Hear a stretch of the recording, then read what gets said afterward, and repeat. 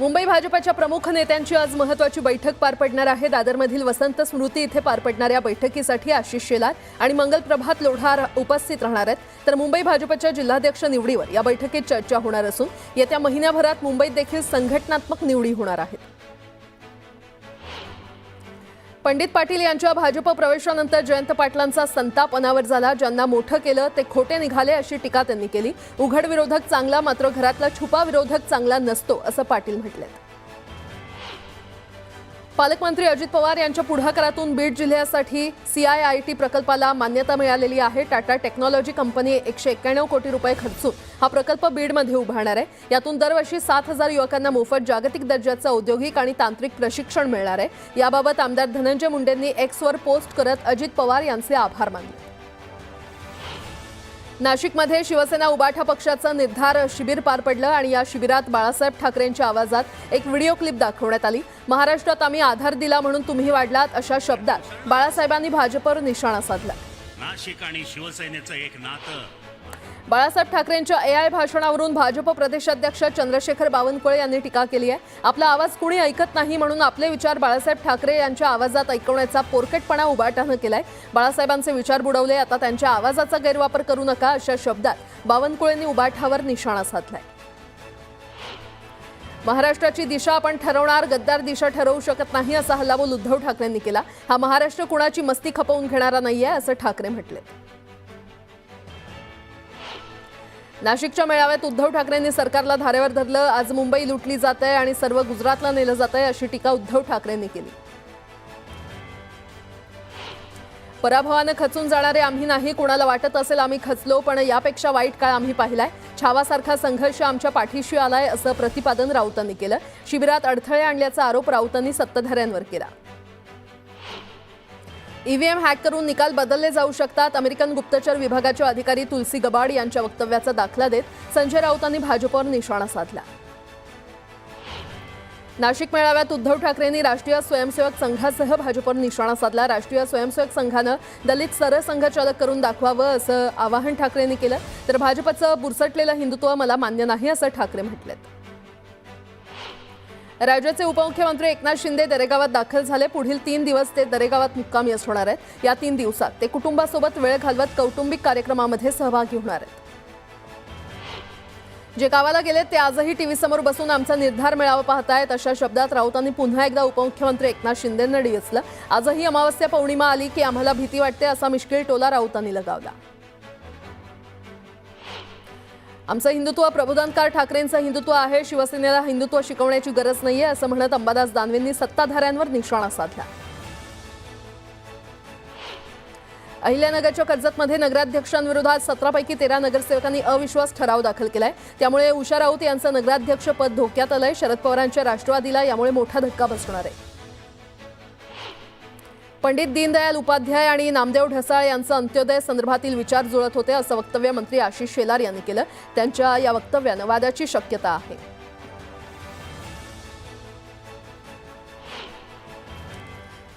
आणि आता एक मोठी बातमी, आज भाजप आमदार सुरेश धस आणि राष्ट्रवादीचे आमदार धनंजय मुंडे एका व्यासपीठावर येण्याची शक्यता आहे। बीडच्या शिरूरमधील पिंपळनेर गावात भगवानगडाच्या 91व्या नारळी सप्ताहाची आज सांगता होणार आहे। या सप्ताहाच्या सांगता प्रसंगी हे दोन्ही नेते हजेरी लावू शकतात।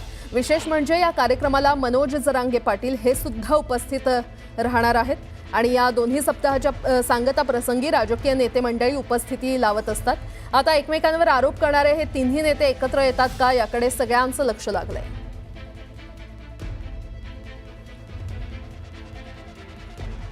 पुन्हा एकदा बातम्या वेगवान स्वरूपात। बीड जिल्हा कारागृहात कैद्यांमध्ये काही दिवसांपूर्वी राडा झाला होता आणि यामुळे जिल्हा कारागृहात नव्यानं 2 तुरुंग अधिकाऱ्यांच्या नेमणुका केल्या। मात्र अवघ्या 8 दिवसातच कारागृह अधीक्षक पदाचा पदभार घेतलेले धनसिंग कवाळे यांची पुन्हा पैठण इथे बदली करण्यात आली आहे। कराडला जेलमध्ये VIP सुविधा दिल्याचा आरोप असलेल्या अधिकाऱ्याकडे पुन्हा पदभार देण्यात आलाय आणि याची चर्चा होतीये। छत्तीसगडच्या विजापूर जिल्ह्यातील नेल्सनार भागात स्फोटकांसह 2 जहाल माओवाद्यांसह 22 माओवाद्यांना अटक करण्यात आली आहे। माओवाद्यांकडून मोठ्या हिंसक घातपाताची तयारी सुरू असल्याची माहिती मिळाल्यानंतर संयुक्त अभियान राबवून छत्तीसगड पोलिसांनी ही कारवाई केली आहे। पालघर मनोर मार्गावर वाघोबा घाटात भीषण अपघात झाला. गॅस सिलेंडरची वाहतूक करणाऱ्या भरधाव ट्रकनं कारला जोरदार धडक दिली. या अपघातात कारमधील पती पत्नी जखमी झालेत. एअरबॅग उघडल्यानं जीवितहानी टळली. कराड येथील तासवडे MIDC मध्ये बंदी असलेल्या प्लास्टिकच्या पिशव्या तयार करणाऱ्या कंपनीमध्ये प्रदूषण नियंत्रण मंडळानं छापा टाकला. या ठिकाणी नियमांचं उल्लंघन करून प्लास्टिकच्या पिशव्या बनवल्या जात होत्या आणि या छाप्यात सुमारे 4 टन प्लास्टिक पिशव्या जप्त करण्यात आल्या. सांगलीतील मिरज पूर्व, कवठे महाकाळ, तासगाव पूर्व तसंच जत तालुक्याला दुष्काळाची झळ बसू लागले. जत तालुक्यात करेवाडी, अंगलगी, सिंदूर आणि बरजगी या 4 गावांना आणि त्याखालील 30 वाड्या वस्त्यांना टँकरनं पाणीपुरवठा करण्यात येतोय. एकूण 17 गावांमध्ये पाणी टंचाई निर्माण झाली आहे. 17 गावांचा टँकर मागणीचा प्रस्ताव प्रशासनाकडे दिलाय. जळगावच्या नशिराबाद नगरपंचायतीच्या वतीनं सुनस गाव रोडवरील स्मशानभूमी सुशोभीकरणासाठी लाखो रुपयांचा निधी गेल्या काही महिन्यांपूर्वीच खर्च करण्यात आला. मात्र रात्री अंत्यविधी करण्यासाठी गेलेल्या नागरिकांना एकाही विद्युत खांबावर लाईट सुरू नसल्यामुळे संताप उडाला आणि यावेळी नागरिकांनी मोबाईलच्या टॉर्च लावून अंत्यविधी पार पडला. या गैरसोयीमुळे नागरिकांनी संताप व्यक्त केला. जानेवारी ते मार्च या कालावधीमध्ये देशभरातील 8 प्रमुख बाजारपेठांमध्ये घरांची विक्री गेल्या वर्षाच्या तुलनेमध्ये 19% कमी झाली आहे. मालमत्तेच्या वाढत्या किमती आणि मंदावलेल्या वृद्धीमुळे खरेदीदार सावधगिरी बाळगून आहेत. उन्हाच्या तीव्र झळांमुळे विजेच्या मागणीत देखील सातत्यानं वाढ होते. 24 तास गरगरणारे पंखे सतत सुरू असल्यानं घरगुती, औद्योगिक आणि व्यापारी ग्राहकांच्या वीज वापरात 150 मेगावॅटनं वाढ झालेली आहे. तर कृषी पंप वापरात 150 मेगावॅटनं विजेचा वापर वाढलाय आणि त्यामुळे एकूण विजेच्या मागणीमध्ये सुमारे 300 मेगावॅटची वाढ झाली आहे. ठाणे महापालिका क्षेत्रातील विविध भागात उभारण्यात येत असलेल्या कचरा हस्तांतरण केंद्राला विरोध होत असल्यानं कचरा समस्या दिवसेंदिवस जटिल होऊ लागल्या आणि या समस्येवर मात करण्यासाठी दररोज 100 किलो कचरा निर्माण करणाऱ्या गृहसंकुलांसह आस्थापनांनी आपापल्या आवारातच कचऱ्याची विल्हेवाट करावी असा निर्णय ठाणे पालिकेनं घेतलाय. अंबरनाथ बदलापुरातील अनधिकृत शाळांची यादी जाहीर झाली आहे. यात 6 शाळांचा समावेश आहे. अंबरनाथच्या पंचायत समिती शिक्षण विभागानं ही यादी जाहीर केली असून त्यात विनापरवानगी सुरू असलेल्या 6 शाळांचा समावेश आहे.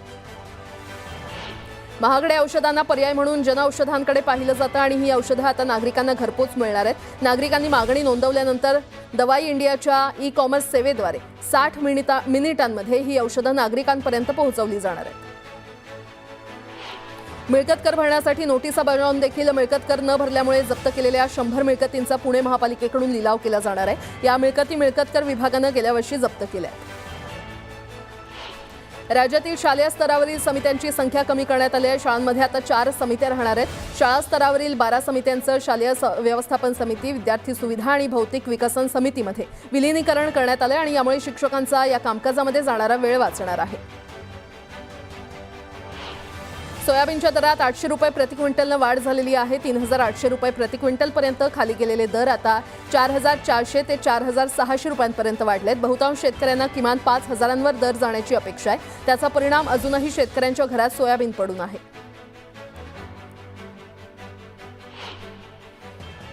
आता एक मोठी बातमी. गोंदियामध्ये सिमेंटच्या दुकानात महापुरुषांचे फोटो असलेले टाईल्स जमिनीवर लावल्याची घटना घडली आहे. यानंतर काही तरुणांनी त्या व्यापाऱ्याला बेदम मारहाण केली.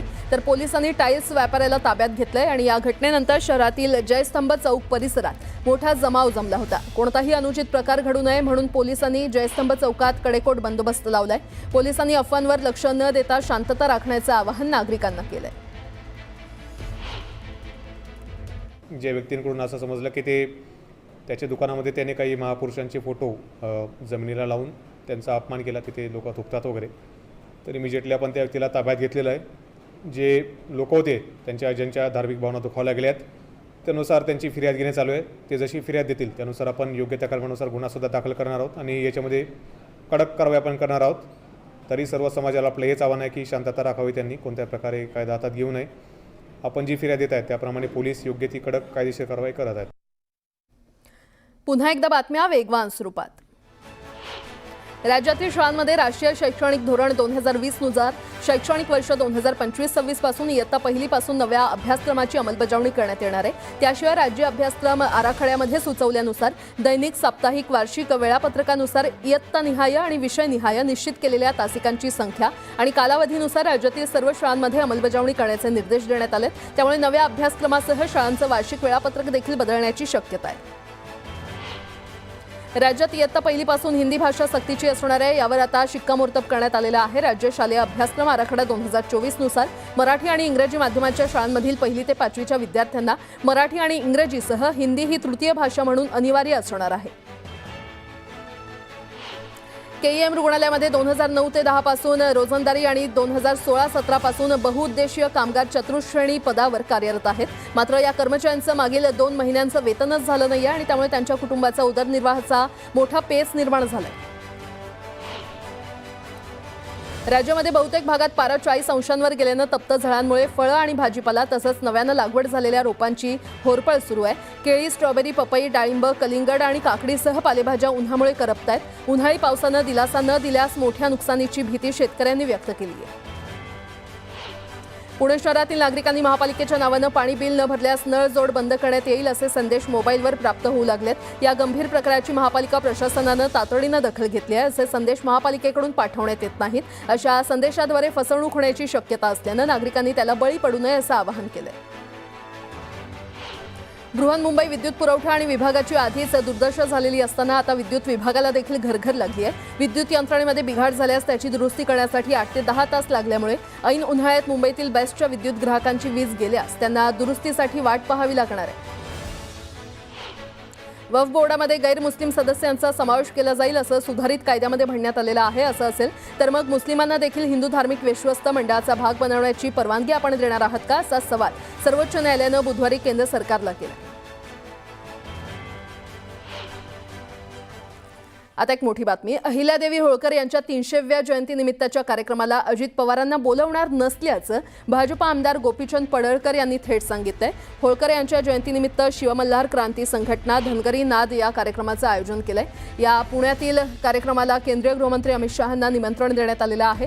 तर या कार्यक्रमाला मुख्यमंत्री फडणवीस, एकनाथ शिंदेंसह अनेक मंत्र्यांना निमंत्रित केल्याची माहिती देखील पडळकरांनी दिली आहे. हा कार्यक्रम राजकीय नाही, कुणाला बोलवावं हे समाजाला विचारून ठरवणार असंही ते म्हटले. अमित भाई आम्हाला अपेक्षित आहेत. माननीय देवाभाऊ आहेत. एकनाथ शिंदे साहेबांना आम्ही या कार्यक्रमाचं निमंत्रण देणार आहे.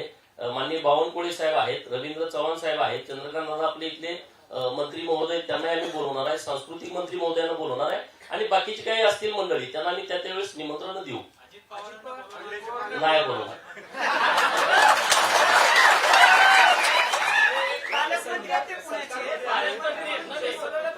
हा सरकारचा कार्यक्रम नाही, हा धनगरांचा कार्यक्रम आहे. धनगरांनी ठरवलेला कार्यक्रम आहे. सरकारचं कुठलंही मदत घेऊन हा आम्ही कार्यक्रम करत नाही. कुणाला बोलावं हे समाजाचा विषय आहे. समाज मला सांगेल त्यांना मी बोलवेन. सांगितलं ना ते जे नाही ते नाही सांगितलं. पुन्हा एकदा बातम्या वेगवान स्वरूपात. शेतकऱ्यांसाठी आनंदाची बातमी आहे. यंदा मान्सून जून ते सप्टेंबर या काळात सरासरीपेक्षा अधिक होण्याची शक्यता वर्तवण्यात आली आहे. पावसाचं प्रमाण 105% असण्याचा अंदाज आहे. हवामान खात्यानं मे 2025च्या शेवटच्या आठवड्यात मान्सून संबंधित अद्ययावत अंदाज येणार आहे. डॉक्टर सुश्रुत घैसास यांना पुणे पोलिसांनी संरक्षण दिलंय. जीवाला धोका असल्याचं कारण देत डॉक्टर घैसास यांनी सुरक्षेची मागणी केली होती. दरम्यान एका पोलीस हवालदाराची सुश्रुत यांच्या सुरक्षेसाठी नेमणूक करण्यात आली आहे. तनिषा भिसे मृत्यू प्रकरणात अनामत रक्कम मागितल्याचा आरोप घैसास यांच्यावर करण्यात आलाय. स्टँडअप कॉमेडियन कुणाल कामराचा जबाब नोंदवण्यासाठी त्याच्या अटकेची गरज नाही, त्याचा जबाब तामिळनाडूमध्ये जाऊनही नोंदवू शकता, अशा शब्दात मुंबई हायकोर्टानं पोलिसांना फटकारलंय. कामरा यांच्या जीवाला धोका आहे तर मग आपण त्यांच्या सुरक्षेची काळजी घेणार का, असा सवाल कोर्टानं केलाय. नागपूरच्या बनावट शिक्षक भरती प्रकरणातील आरोपींना न्यायालयीन कोठडी सुनावण्यात आली आहे. या प्रकरणातील 5ही आरोपींची न्यायालयीन कोठडीमध्ये रवानगी झाली आहे. माजी मंत्री प्राजक्त तनपुरे यांनी आमरण उपोषण मागे घेतलं. बाळासाहेब थोरात आणि अंबादास दानवेंच्या शिष्टाई यशस्वी झाली आहे. महापुरुषांच्या पुतळ्याची विटंबना करणाऱ्यांचा लवकरच तपास न लागल्यास आंदोलन उभं करण्याचा इशारा तनपुरे यांनी दिलाय. नाशिकच्या काठेगल्ली परिसरातील दगडफेक प्रकरणातील संशयित आरोपींना 3 दिवसांची पोलीस कोठडी सुनावण्यात आली आहे. वैद्यकीय चाचणीनंतर संशयित आरोपींना कोर्टात दाखल करण्यात आलं होतं. वसईच्या आमदार स्नेहा दुबे पंडित यांनी मंत्री शिवेंद्रराजे भोसले यांची भेट घेतली. चिंचोटी कामण भिवंडी रस्त्याचं रखडलेलं काम पूर्ण करण्याबाबत या भेटीमध्ये चर्चा झाली. दरम्यान हे रखडलेलं काम लवकरच पूर्ण केलं जाईल असं आश्वासन शिवेंद्रराजे भोसले यांनी दिलं. नाशिकमधल्या दगडफेकीच्या घटनेनंतर मुख्यमंत्री देवेंद्र फडणवीसांनी आढावा घेतला. अमरावती दौऱ्यादरम्यान मंत्री गिरीश महाजनांच्या उपस्थितीमध्ये हा आढावा घेण्यात आला. जखमी पोलीस अधिकारी आणि कर्मचाऱ्यांची फडणवीसांनी फोनवरून विचारपूस केली. दरम्यान परिस्थिती नियंत्रणात असल्याची माहिती मंत्री गिरीश महाजन यांनी दिली आहे.